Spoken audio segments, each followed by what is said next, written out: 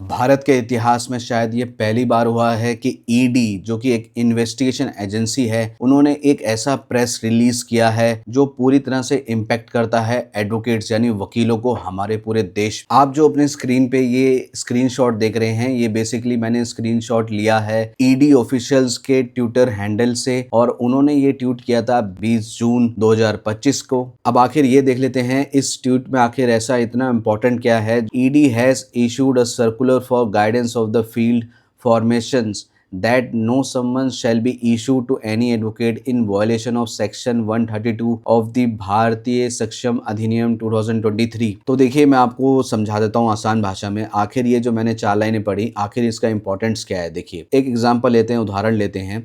मान लीजिए कोई एबीसी कंपनी है और उसका कोई मैनेजिंग डायरेक्टर है और उसके अगेंस्ट ईडी ने केस रजिस्टर्ड कर लिया है मनी लॉन्ड्रिंग का। अब ऐसे में वो उसे इशू करते हैं सम्मन कि भाई आप आओ हमारे ऑफिस और वहां पर आके हम आपसे क्वेश्चन पुटअप करेंगे, आपको उसके जवाब देने हैं। बट अब वो क्या करता है, वो अपने किसी एडवोकेट से कंसल्टेशन लेता है और गाइडेंस लेता है कि आखिर भाई मुझे इसे कैसे डील करना है। तो वो उनके बीच के आपस की बात है। तो इसका मतलब ये ईडी के पास पावर्स नहीं है कि वो उसके एडवोकेट को भी सम्मन कर दें और बुला लें यहाँ पर कि भाई आपने इनसे जो बात करी थी हम जानना चाहते हैं। इससे वो नहीं पूछ सकते। ऐसा मैं आपको बता दूं क्यों, क्योंकि जो हमारे देश में जो पुराना कानून था एविडेंस एक्ट, उसमें भी एक सेक्शन था जो कि एडवोकेट और उसके क्लाइंट के बीच की जो बात है उससे प्राइवेटली जो आपस में वो बात कर रहे हैं उससे डिस्क्लोज नहीं किया जा सकता। यहाँ तक कि किसी कोर्ट में भी नहीं, कोई पुलिस ऑफिसर के सामने नहीं और इन्वेस्टिगेशन ऑफिसर के सामने भी नहीं, चाहे वो ईडी क्यों ना हो। तो इसीलिए ये 4 लाइनें बहुत इंपॉर्टेंट है कि इसे रिस्पेक्ट दी गई है इस सेक्शन को और ईडी ने भी रिकॉग्नाइज किया है और इसके लिए एक प्रेस रिलीज भी किया है, वो मैं आपको अभी दिखाऊंगा। ये ईडी का जो 4 लाइनें हैं ये इसलिए इंपॉर्टेंट है कि ऐसा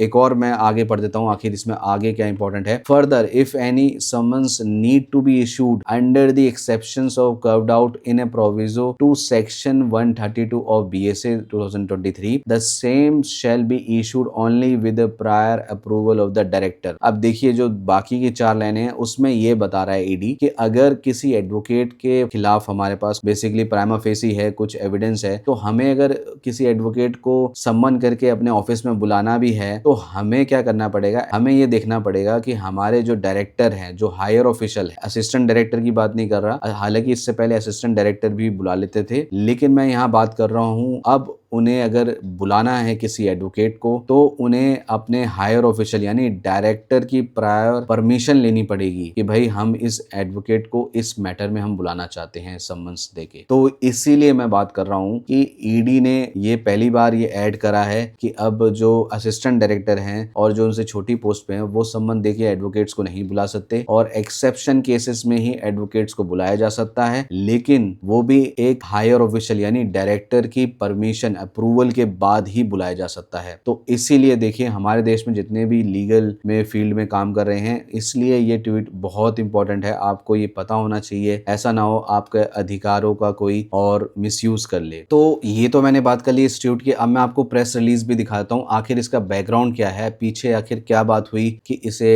ईडी ऑफिशियल्स को ये जो प्रेस रिलीज करना पड़ा और साथ ही साथ वो ट्वीट करना पड़ा जो मैंने आपको अभी स्क्रीन पे दिखाया था। तो ये देखिए ये प्रेस रिलीज में उन्होंने बैकग्राउंड हमें थोड़ा बताया है कि आखिर ऐसा क्यों हुआ था। बेसिकली जो ईडी का जो मुंबई का ऑफिस है वो इन्वेस्टिगेट कर रहा था मनी लॉन्ड्रिंग के केसेस में एलिजिडली।